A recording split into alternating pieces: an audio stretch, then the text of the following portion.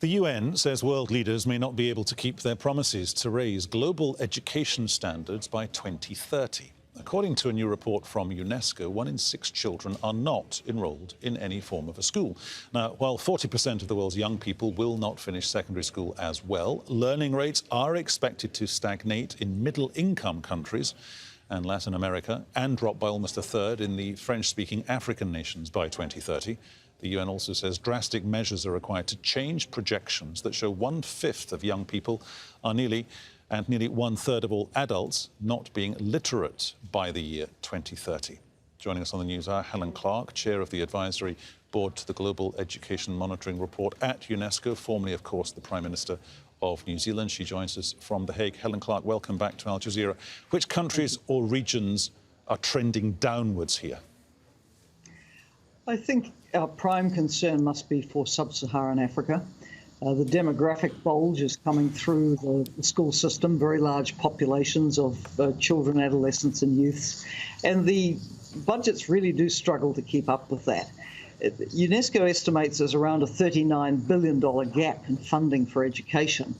The countries themselves with low incomes will struggle to find that. It really is also a time for donor countries to step up. And the spending from the donors on education has stagnated since 2010. So that needs to change.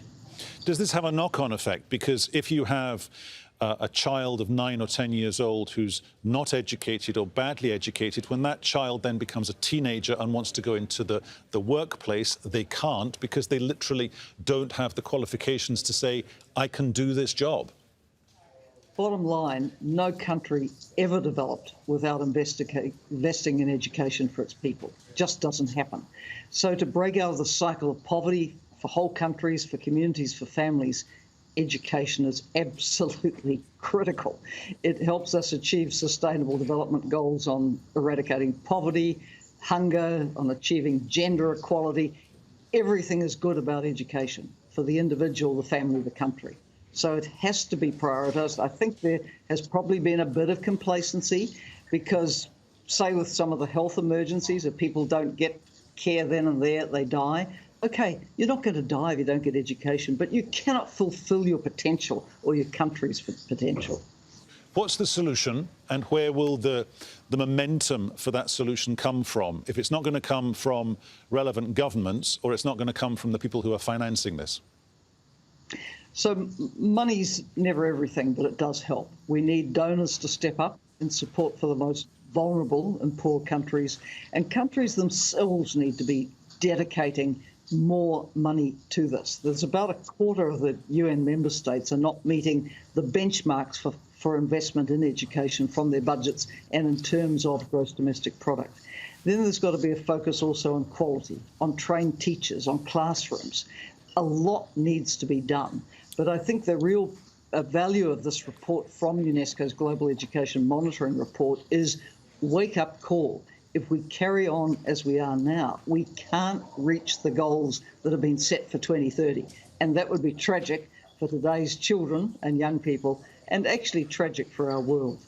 Do we have, or should we have, Helen Clark, some sort of global education czar, somebody who's got genuine power, who can go to the relevant countries, presidents and prime ministers, and say, look, you've got an issue here. It may not come to fruition until this generation wants to go into the workplace, until those kids want to become doctors, lawyers, solicitors, etc., and you're not doing the right thing?